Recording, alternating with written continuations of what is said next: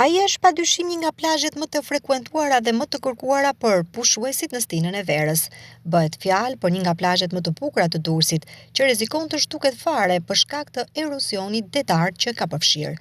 Brenda pak vitesh, deti këtu ka hyrë në 10 metra në brendësi të tokës, duke krijuar probleme edhe për rrugën automobilistike. Pamjet e marra gjatë dielës nga Adrianet Televizion tregojnë se rruga drejt Porto Romano ka pësuar dëmtim të madh, veçanërisht nga njëri krah i saj. Mjetjet qarkullojnë me vështirësi në rrugë dhe fakti që në plazhet e kësaj zone ka njerëz që e frekuentojnë dhe pse jemi ende në fillim të sezonit, tregon për rëndësinë e tij. Kurrët e hedhur masivisht në anë të rrugës përpiqet të frenojnë dallgët për mos të futur më në tokë, por edhe kjo nuk ka bërë sa duhet. Erosioni detar po shkatëron kështu një nga zonat turistike mjaft të dashur për vendasit.